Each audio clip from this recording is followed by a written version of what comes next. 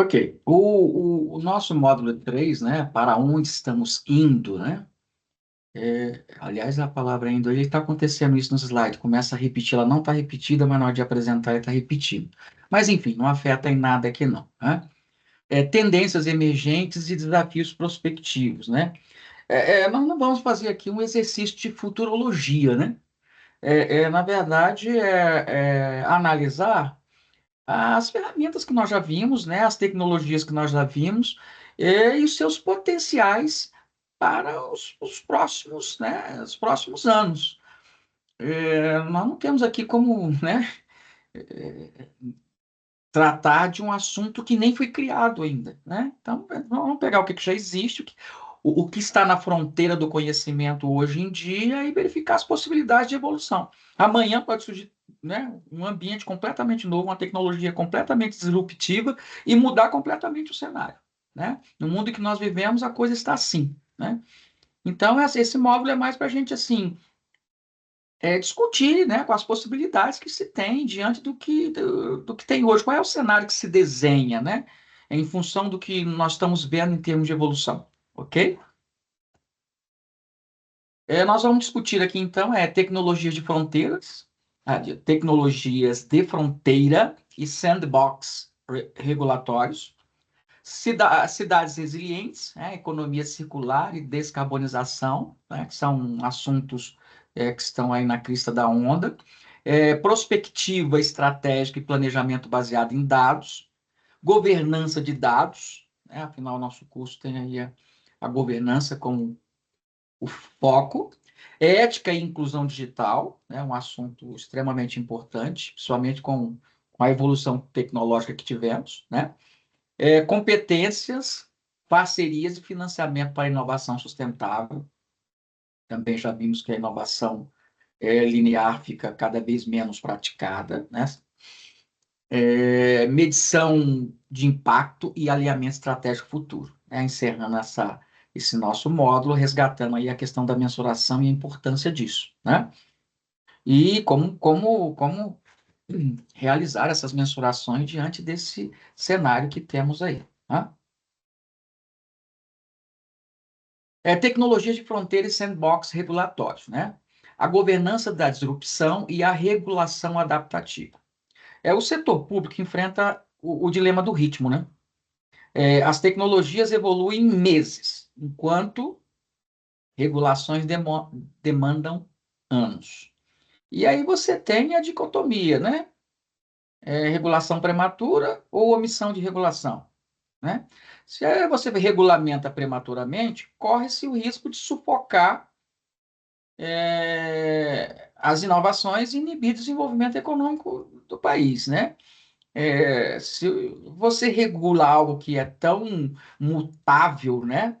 É tão difuso, né? Quanto à inovação, você pode cercear, né?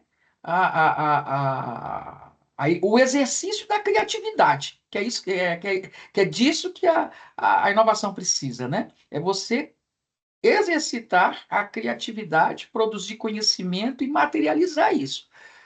A gente, quando regula prematuramente, a gente pode tolher isso, né?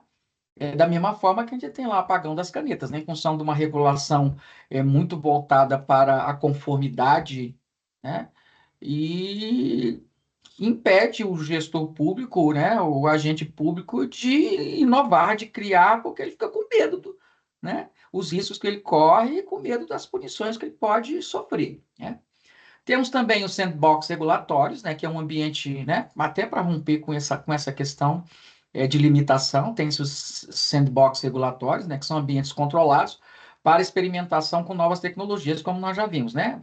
Você flexibiliza a norma, né, o ambiente existente e numa situação controlada, você testa, né, possibilidades de novas tecnologias, de novos procedimentos, né? Verifica o efeito daquilo e se é plausível, né, universalizá-lo, colocá-lo no mundo real, tá?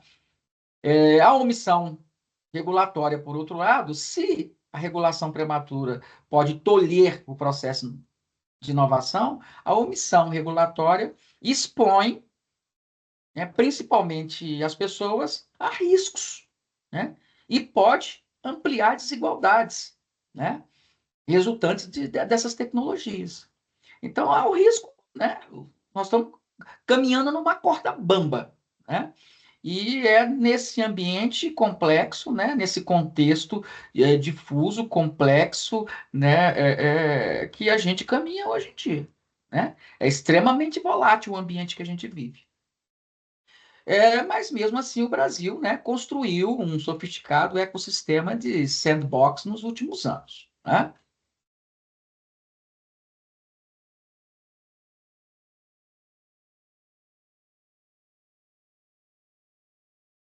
Tecnologias de fronteira e sandbox regulatórios. Ó, novamente, nos títulos as palavras estão repetindo. No slide original, não, mas quando você coloca em apresentação, está, tá? Mas, enfim, é um problema tecnológico aí, né? Nós vamos tratar aí de tecnologias de fronteira, né? O novo vocabulário, né? O léxico, né? Da transformação pública. Ecossistema brasileiro de sandbox, né? Estrutura, evolução dos ambientes regulatórios aí nos últimos anos, e em alguns casos, né? A fronteira em experimentação. Exemplos práticos de inovação regulatória no Brasil. De antemão, já coloco, pessoal, o seguinte: a gente não tem muito material com substância científica, né, assim, de exemplos práticos da realidade, até por conta das pesquisas, né, que exigem um certo rigor. Então, algumas coisas que eu estou trazendo aqui, principalmente nesse módulo, é coisas que eu consegui na internet, né? São notícias, são aquelas revistas ou como é que se diz, comunicados, né, que os órgãos oficiais fazem, o que as empresas fazem. Então, assim, algumas coisas aqui a gente não pode levar como fonte um rigor acadêmico, né, que a gente realmente preza, que é a publicação científica de qualidade. Mas como a gente vai tratar de exemplos, são coisas assim que eu busquei muito que eu consegui achar, né? Na rede, né? E não como é que se diz, em material publicado em periódicos internacionais, né? Até porque eu queria trazer exemplos assim mais palpável para a nossa realidade aqui nacional, tá? Então, algumas citações aqui, alguns exemplos que eu trago, vêm dessas fontes, assim como que se diz, que não são científicas como é que se diz, na concepção estrita da palavra, né? São coisas da rede. A gente procura sempre ter uma fonte qualificada, verídica, né? Confiável, mas quando a gente busca assim na internet alguns exemplos são de publicações, orientações, né, exposições dos próprios órgãos, né? Vamos lá. Coisas da imprensa também, que divulga, né? Tecnologia de fronteira, né? O novo léxico aí da transformação pública. As tecnologias de fronteira são aquelas que possuem potencial de redefinir paradigmas, né? Elas realmente mudam a, a, a realidade, o status quo. Basta a gente ver o que a inteligência artificial generativa fez com o surgimento do GPT, né? Hoje em dia, o mundo está em cima de inteligência artificial, né? E não apenas de otimizar processos existentes, tá? Sua adoção pelo setor público não é uma questão de se, mas de como e quando, né? Compreender seus fundamentos e implicações é o primeiro passo para a governança responsável, né? A gente está navegando, como já disse, num ambiente volátil, com mudanças assim extremamente rápidas, que é difícil de acompanhar, né? O próprio mundo acadêmico está vivenciando, né, essa transformação, ainda sem saber direito como lidar com isso, né? A gente vê, inclusive, na questão das publicações, né? Existe uma quantidade imensa de ferramentas hoje disponível, é, inclusive gratuitas, né, para a gente poder avançar em pesquisas, mas ainda há resistência dos periódicos, né, mais tradicionais, de ponta, né, em aceitar esse tipo de pesquisa, até por conta dos riscos, né, que isso tem, da falta de explicação de fundo, né? Então, assim, dá uma certa segurança, né? Se antes você já tinha segurança com a veracidade dos dados, hoje com a inteligência artificial generativa a coisa ficou um pouquinho mais ampliada, né? Fala-se muito em transparência, né? Ou seja, diga que você usou inteligência artificial generativa. Só que aí corre-se o risco do seguinte, que é um grande temor dos pesquisadores. Ah, eu vou lá e coloco que eu usei, e aí o meu artigo não é aceito porque eu usei. Então, assim, corre-se muito, né? Então, nós estamos nesse ambiente de contradição. Ou seja, mudou o ambiente, né? Se já tínhamos um ambiente de desconfiança, hoje a gente vive num ambiente completamente inseguro, né? Então, nós temos aí alguns, né? Que aliás, já tratamos de algumas dessas tecnologias, né? Inteligência artificial generativa e explicável, né? Os gêmeos digitais, acho que a gente não falou, né? Digital twins, estimulação preditiva, o blockchain, já falamos, né? Contratos inteligentes resultantes disso, e a Web 3.0, né? Computação quântica e de borda, né? Então, assim, tem coisas aí no mundo, né? Sendo testadas e colocadas em prática no setor público, né? Na iniciativa privada, isso é muito mais dinâmico e muito mais pujante, né? A inteligência artificial generativa e explicável. A IA generativa representa um salto qualitativo na tecnologia diferente da IA preditiva, né? Que já tem algum tempo, né? Por quê? Porque cria conteúdo original em respostas a comandos em linguagem natural. A IA já tem algum tempo, né, gente? E o governo já vem trabalhando com ela há algum tempo. Só que era utilizada como? Para organizar dados, né? Explicar dados, ou seja, otimizar o tratamento dos dados, né? Gerar conteúdo que você pudesse, né? Gerar não, em cima daqueles dados, otimizar, organizar, né? E te dar um resultado para você tomar uma decisão. Com a generativa, ela cria conteúdo, né? Ela não trabalha somente com os dados que você está ali fornecendo, etc., captura. Ela cria conteúdo completamente novo, né?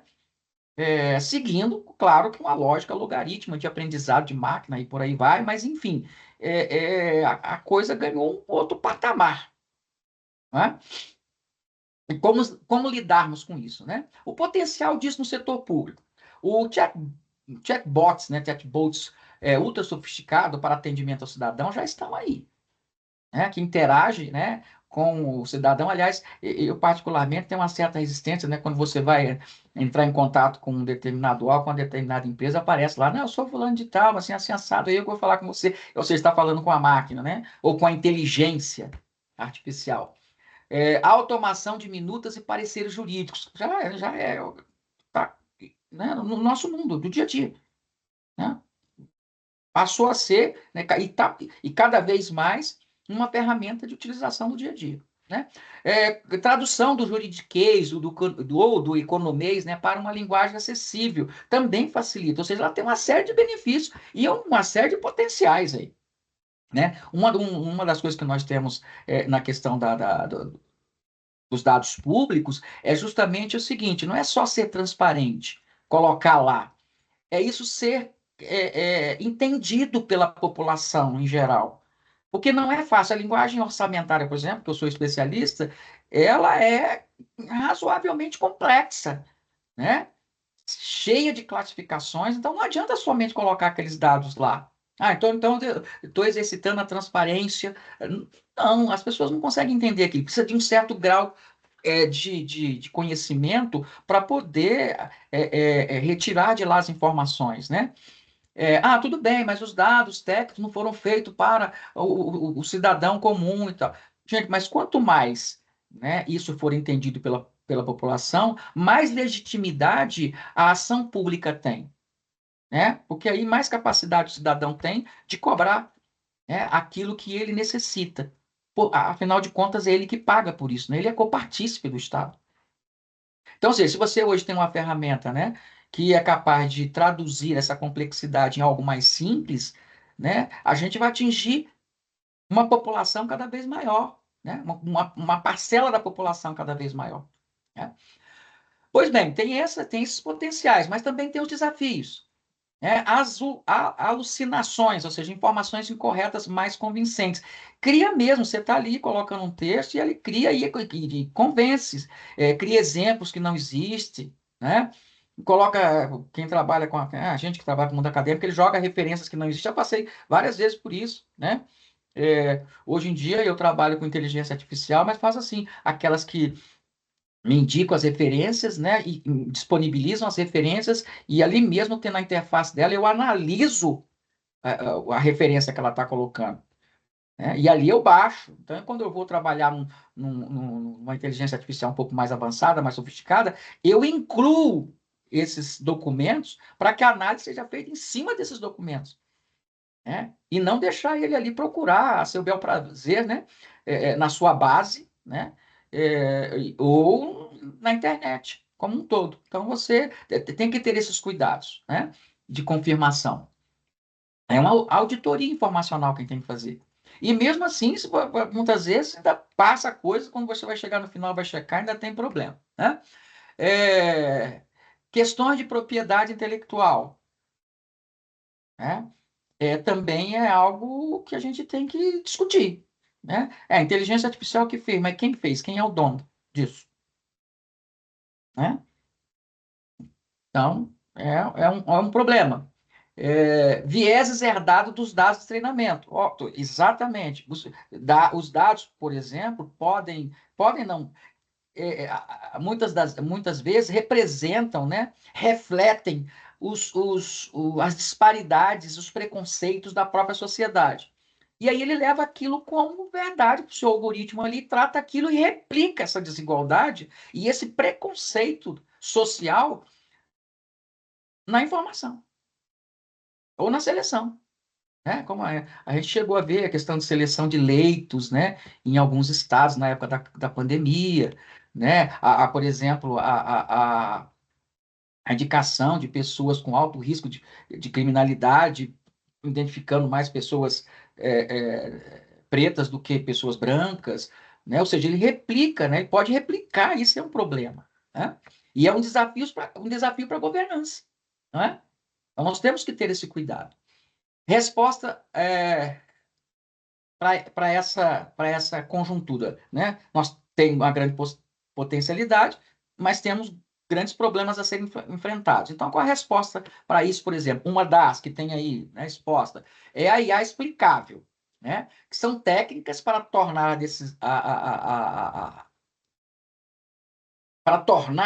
as decisões da inteligência artificial transparente. Desculpe, gente, eu me engasguei com a própria saliva. Então, é uma forma de você enfrentar esses problemas, né? Ter sistemas que sejam auditáveis, que você consiga saber, né? Identificar com base em quê, de que forma ele está fornecendo aqueles resultados, né? E aí possibilitar a accountability pública, né? Então a gente tem que enfrentar isso, né? Criar protocolos de supervisão humana. Isso é necessário, né? Porque senão a gente vai ficar à mercê desses devaneios, né? Cada vez mais a gente vê que rapidamente evoluiu. Se a gente pegar o próprio GPT, o Gemini, né? No início para cá, eles diminuíram muito, né? Essas alucinações. Mas mesmo assim contém muitas imprecisões. Nós, enquanto ser humano ali, né, já somos falhos, a gente está construindo negócio, né, escreve, coloca uma coisa errada aqui, né, não percebe, a gente mesmo que lê não consegue ver, precisa o colega ler, porque aí ele enxerga, né, com outro ponto de vista. Agora multiplica isso para dentro de uma área que replica aquilo que a sociedade pensa, com uma quantidade infinita de dados, né? Existem casos de sucesso aí, né, como determinados ministérios aí, né, tem utilizado, né, e, e isso tem possibilitado, né, resultados significativos para a administração pública, né? E, ao mesmo tempo, traz os riscos correspondentes, né? A questão das digital twins, né? Que é os gêmeos digitais. Eu acho isso aqui é muito interessante, essa tecnologia. E simulação preditiva. O que são? São réplicas virtuais, mas aí não é maquete, né? Como a gente costumava ver antigamente, que era a maquete da cidade, a maquete de um prédio, né? Que ainda se tem muito. Essas não são réplicas virtuais, são dinâmicas, né? De sistemas físicos em tempo real, alimentados, por exemplo, por IoT, né? Internet das coisas, georreferenciamento e múltiplas fontes de dados, né? Ela tem uma relação muito, e tem sido muito testada, principalmente no impacto urbano, né? Um exemplo, né? Recife, Curitiba, mas tem cidades em Minas Gerais, tem no Rio de Janeiro, né? Tem em São Paulo. É apenas uma indicação aí, né? Recife, Curitiba realmente tem se destacado muito nesse sentido. Reduziram custos em projetos urbanos, né? Porque simula novos corredores de ônibus e impactos climáticos antes da implementação. Ou seja, você tem uma réplica do funcionamento da cidade e ali dentro você testa, né, possibilidades. E você ali mesmo naquele sistema virtual, você chega aos resultados, se aquilo pode trazer algum benefício ou não. Se eu mudar esse corredor aqui de ônibus dessa rua para essa, o que que isso impacta no fluxo?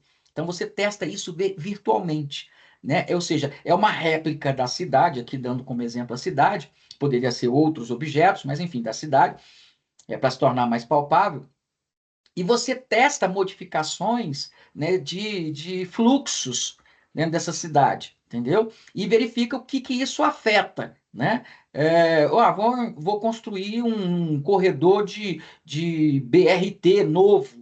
O que isso vai afetar? Então, você implementa isso ali naquela réplica virtual, nessa gêmea digital, né? Porque é gêmea, né? É gêmeo, mas é digital. E aí você implementa aquilo, testa, poxa, vai melhorar muito o fluxo. Ah, não, não vai, vai ser mais um gargalo. Então você já testou, já sabe que não precisa ir para a prática, né? Gastar dinheiro em determinadas ações públicas que os resultados serão piores, né? Então você faz esse teste. Quando você vai para o mundo real, vou construir uma nova linha de metrô. O que que isso vai auxiliar? Como é que vai ficar o fluxo? Como isso vai afetar a cidade? Né? Então, você testa isso antes, né? Vou abrir um bairro novo, né? Com determinadas limitações de tamanhos de prédio, né? Essa quantidade de população nova nessa região, qual o impacto que isso vai dar? Como é que eu vou ter que lidar com o transporte público com essa nova região? Então, você testa isso antes, né? Então, isso você tem maior capacidade de decisão, menor chance de erro e menores custos, né, para executar, do que ficar refazendo, né, retrabalhar, não deu certo. Então, quantas vezes a gente já não viu isso, né? Constrói uma rua, mas aí depois daqui a pouco está quebrando, está fazendo um calçadão, aí não deu certo, faz uma rotatória, né? E pistas que vivem obras eternas, né, não acabam nunca. Né? Eu sempre brinco, por exemplo, no Rio de Janeiro tem aquela Avenida Brasil, desde que quando eu me conheço por gente, aquela avenida está em obras. Sempre. É obra eterna. E aí não é obra de manutenção, é sempre mudando alguma coisa, alterando alguma coisa. Não é? Então, você tendo essa réplica virtual, você consegue tomar essas decisões previamente, reduzir custo e implementar aquelas ações que são mais efetivas. Né? Tem aí o caso da Sabesp de São Paulo também, que já, né, utilizou esse tipo de coisa, Recife, Curitiba e etc. Potencial transformador, planejamento urbano baseado em simulações precisas, né? Planos de evacuação para desastres climáticos, né? Você pode testar isso, né? Esses planos de evacuação, qual a melhor forma, em caso de haver um desastre, de você evacuar a população. Manutenção preditiva, né, da infraestrutura, né? Por exemplo, o que a gente mais tem, por exemplo, são pontes caindo, né, por aí. Então, viadutos, ou seja, se você tem essa réplica, você verifica, né, quais são os viadutos com maior risco, né, o que precisa de fazer manutenção preditiva mais urgente nas vias públicas, porque você tem essa réplica virtual alimentada com dados reais e momentâneos, né? Ou seja, em tempo real, né? Desafios para a governança dessa nova tecnologia. Investimento em sensores e capacidade computacional não é algo barato, não é? E diante de restrição de recursos que a gente vive, então é um desafio. Interoperabilidade entre múltiplos sistemas, não é? Vai ver no caso da cidade, você tem que integrar transporte, saúde, segurança, infraestrutura, para você ter uma informação mais precisa sobre aquele objeto de estudo que você vai ter que tomar decisão. Protocolos rigorosos de segurança e privacidade. Olha, no caso das cidades aí, que é o exemplo que a gente tá pegando, quando a gente coloca assim, esses sensores, né, em várias partes da cidade, né, e começa a captar informações, a gente está captando informação do cidadão, né? Então, a privacidade também, né, pode, né, colocar em risco, né, ou afetar os direitos individuais das pessoas. É algo que a gente também tem que tratar, né, diante de uma lei de proteção de dados que nós temos. Segurança, né? Já falamos, quanto mais sensores, mais entradas nós temos na rede, mais chance de ataques cibernéticos, né? Mais frágeis se torna. Então, tem essas considerações a serem feitas. Então, ou seja, nós estamos num cenário que nós temos ferramentas que podem nos trazer grandes capacidades em termos de decisão e de governança e de resultado de valor público para a sociedade, mas estamos aí diante desse desafio, como vai ser pela frente, né? O que nós temos que enfrentar. Blockchain, já falamos, né? Contratos inteligentes e a Web 3.0. Né? Fundamentos. Tecnologia de registro distribuído oferece infraestrutura para transações seguras e transparentes. Ok. Elas são transações seguras e transparentes, tem as moedas virtuais aí que a gente já comentou várias vezes, né? Dispensa autoridades centrais e o grande trunfo é essa imutabilidade, né? O chamado livro-razão. Você registrou, vai estar lá. E permite, então, o acompanhamento de todo o processo, né? Então, já existe, por exemplo, em algumas instituições, testando, né? E colocando em prática esses contratos inteligentes com base na tecnologia blockchain, né? Programas autoexecutáveis que automatizam processos quando condições são cumpridas. Então, realizam esses contratos de forma automática, de acordo com aqueles parâmetros pré-determinados, né? E permite o avanço de outras ações, caso essas regras tenham sido cumpridas, né? Ou seja, vamos colocar aí construção. Tá lá o projeto, né? Foi, né? O contrato foi feito, as cláusulas estão lá e etc. E aí, parte da obra foi concluída. Então, automaticamente, aquilo foi comprovado que foi concluído, há liberação de recursos. Ou, se aquilo não for concluído, chegou o prazo para entrega, não vai haver liberação de recursos. Tá? Então, o recurso é liberado após a verificação da conclusão. Essa verificação pode ser feita como? Por sensores de, da internet das coisas, né, dos chamados IoTs. Pode ser feito, por exemplo, verificação por drones, né, e alimentar o banco de dados, e aí toma-se a decisão. Tá? Então, ou seja, é uma possibilidade aí de avanço, né, de confirmação, né, por meio da tecnologia. E aí, uma vez isso registrado, não pode mais ser apagado, está ali. Então, diminui também os riscos ali de corrupção, ou pelo menos restringe, né? Olha, cuidado com o que você vai fazer, porque está registrado e não muda mais. Né? Tem aí um caso que eu achei na internet, num site de governo, né? Uma daquelas chamadas, né? A parceria da Universidade Federal lá do Espírito Santo, que é com a Prefeitura de Vitória, implementou um blockchain no ciclo de contratações de obras, e reduzindo o tempo de auditoria, aumentando a transparência das licitações públicas e por aí vai. Ou seja, há como é que se diz, no nosso meio, né, no setor público, uma, uma atividade, né, borbulhante aí, né, de tentativas, né, de tentar se avançar e aproveitar ao máximo dessas tecnologias. Né?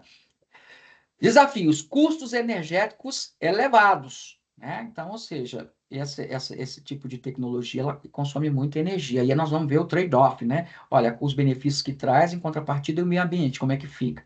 Essa energia é sustentável? Então, temos também essa preocupação.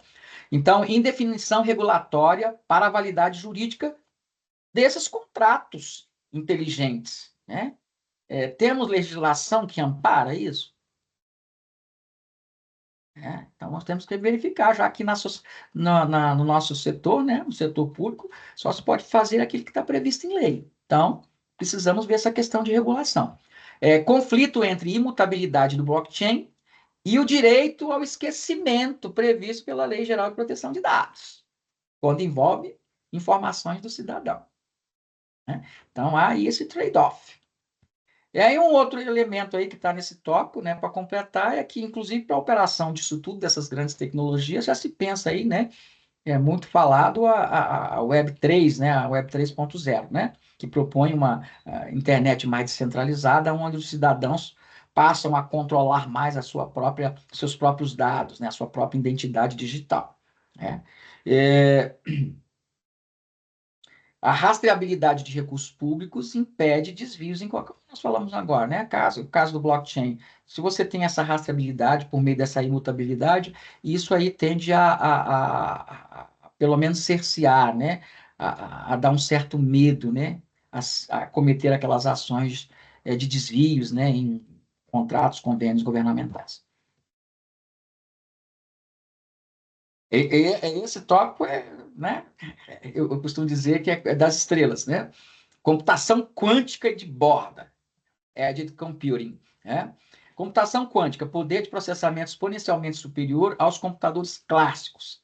Impacta a segurança nacional e exige criptografia pós-quântica. O Laboratório Nacional de Computação Científica desenvolve pesquisas nessa área, tá, gente? Então, o Brasil também está nessa área, né? E tem verificado, por exemplo, no caso dos medicamentos, que há uma redução de custo quando você usa essa tecnologia para gerir a distribuição de medicamentos, né, no Brasil, ou seja, foram testes realizados utilizando essa tecnologia, que é extremamente de ponta, ou seja, está naquela fase de testar mesmo. Mas isso aí, para o futuro, a gente já pensa assim, poxa vida, a capacidade computacional, né? Nós já temos uma grande capacidade computacional. Eu sou da época que o supercomputador era algo assim a ser sonhado, né? E hoje em dia isso a gente já nem fala mais, né? A questão de você ter essa capacidade exponencialmente ampliada cria um problema de segurança, porque as criptografias existentes passam a não ter mais eficiência, mais eficácia, né? E aí você tem que desenvolver nova sistemática diante dessa nova realidade pós-quântica. Como vamos fazer isso, né? E ali está a segurança nacional, porque imagina os riscos que isso traz em termos de defesa, né? Você não conseguir manter determinados dados, guardar determinados dados, manter determinados dados sob sigilo. Que aí nada mais está seguro, a não ser que seja inventada uma forma de criptografar tão complexa e ambiciosa, né, e capaz para fazer frente a essa tecnologia. Foi um artigo que eu li, inclusive, às vezes a gente lê esses artigos e a gente fica até assustado, né, com essas coisas. Mas, enfim, é isso. Computação de borda, né? Processa dados próximo à fonte, reduzindo drasticamente a latência, né? O tempo de resposta. Hoje, com os dados em nuvem, né? Geralmente esses grandes, é, como é que se diz, concentradores de informação estão em polos distantes, né? E isso tem delay, né? De transferência e quer queira, quer não, para o mundo computacional bilionésimo de segundo, né? Um bilionésimo de segundo custa dinheiro, né? E pode afetar o processo decisório. Então, quando você coloca as coisas mais perto, isso tende a reduzir esse tempo de resposta. Também informativos, né? Eu li que é essencial, por exemplo, isso é ótimo para questão da internet das coisas, né, em aplicações em tempo real, por exemplo, dentro da própria cidade, né? Se aqueles dados estão são concentrados próximo ao ambiente que está sendo gerido, e há uma diminuição dessa latência, né? Viabiliza veículos autônomos, né? Isso já é realidade em algumas cidades, né, de outros países, e a gente não sabe como é que vamos estar daqui a um tempo, né, aqui também. E sistemas adaptativos de tráfego, né, de trânsito. A evolução computacional permitirá saltos significativos na eficiência dos serviços públicos e sistemas de defesa nacional, né? E, esses desafios, na verdade, são assustadores, porque quando a gente pensa que a gente tem uma série de barreiras, uma delas, né, que isso aí exige, né, altos investimentos, nós temos restrições orçamentárias e a gente ficar à mercê de outros países, por exemplo, não é algo muito, como é que se diz, a se comemorar, né? Então é temeroso, sim. O ecossistema brasileiro de sandbox regulatório, estrutura e evolução. Nós já falamos bastante sobre sandbox, né? Mas só dar uma passada geral de como está e como isso tende a fluir daqui para frente, né? A primeira geração nasceu lá no setor financeiro, nós já vimos, né? Banco Central, CVM, SUSEP, né? Permitiu testes com blockchain, né?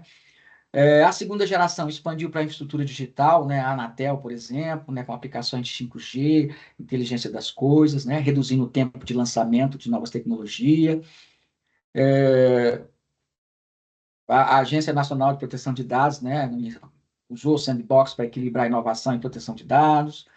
E aí nós estamos na terceira geração, né? Foco em desafios socioambientais, né? Através de sandbox temáticos, né?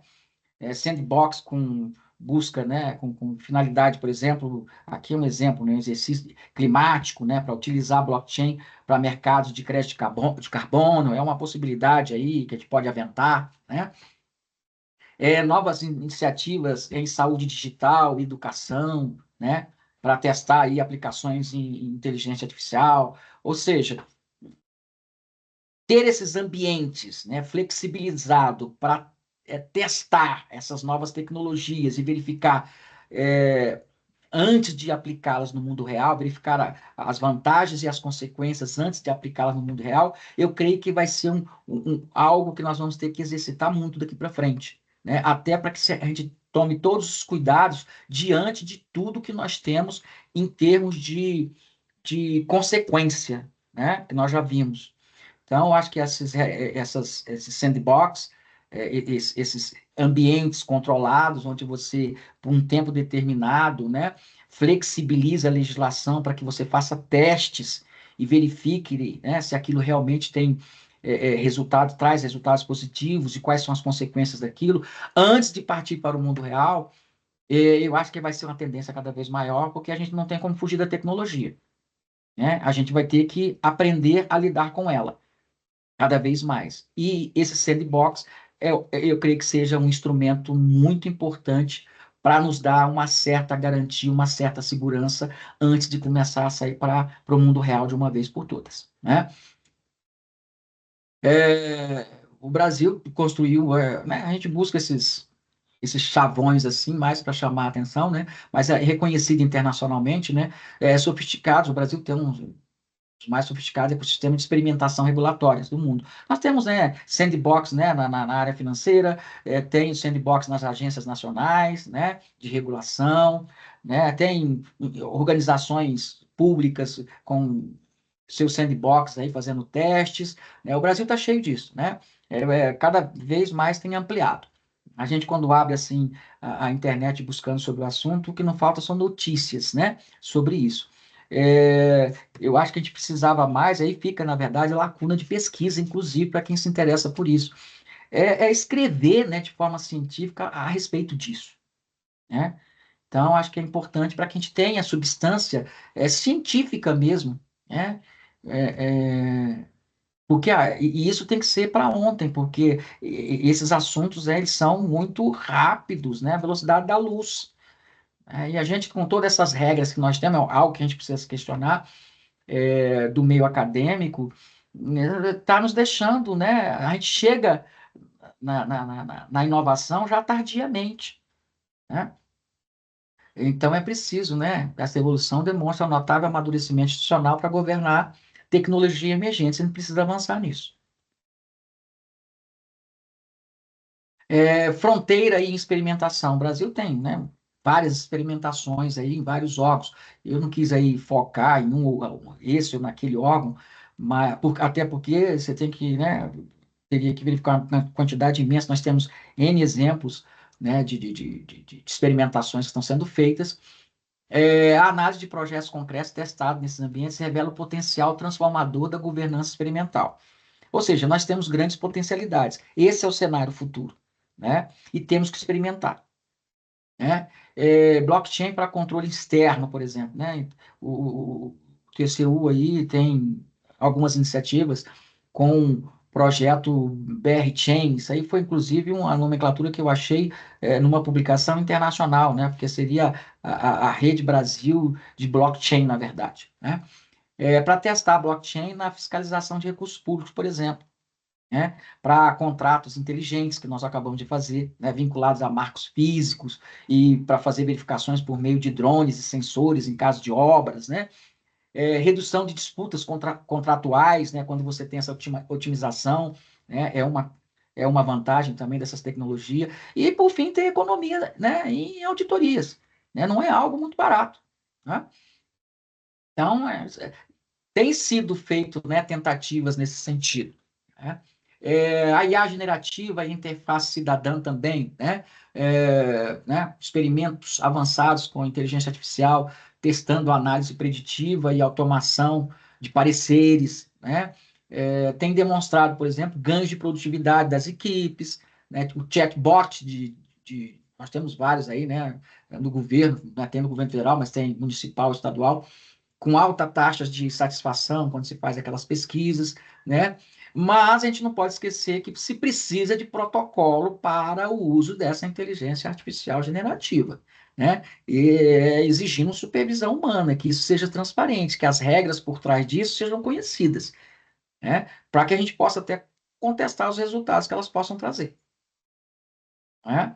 Então, e nós sabemos, por exemplo, que os sandbox demonstram como tecnologias emergentes podem transformar a administração pública. Contudo, evidenciam a necessidade de governança cuidadosa para mitigar risco com vieses algorítmicos que nós já falamos, de discriminação, de segregação, né, de aumentar a desigualdade. Então, isso tudo precisa ser tratado. E nós falamos um pouco atrás, a questão da normatização tardia ou antecipada, as consequências disso. Mas, por exemplo, tem se sendo discutido sobre a inteligência artificial no Congresso Nacional, e aquele negócio, a gente sabe que essas tecnologias de ponta não esperam, né? Elas estão a todo vapor. Então, o cenário futuro nosso é esse.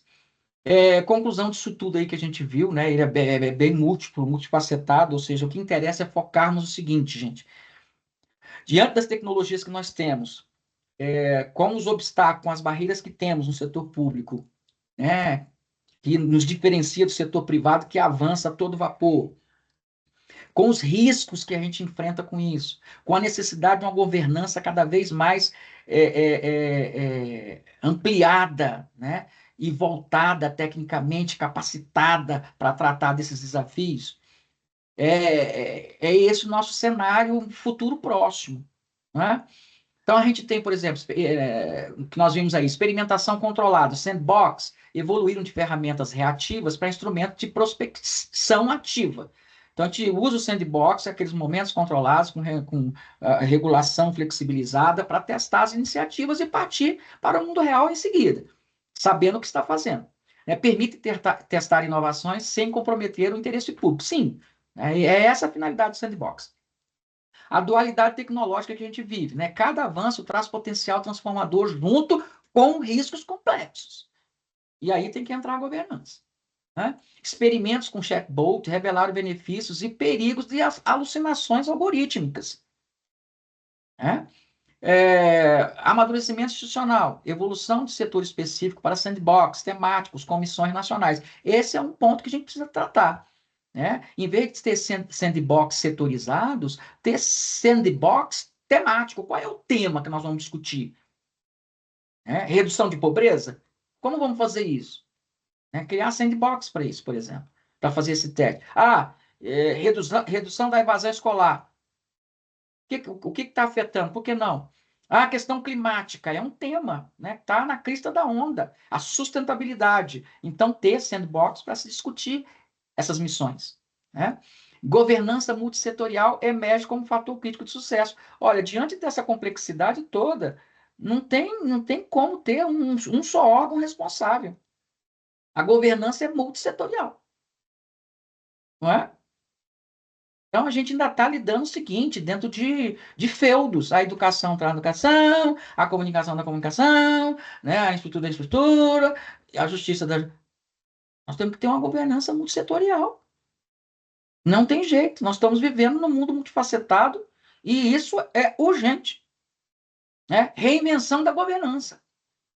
Laboratórios não apenas para tecnologia, mas para o próprio Estado. Acabamos de dizer, para testar a governança multissetorial. Né?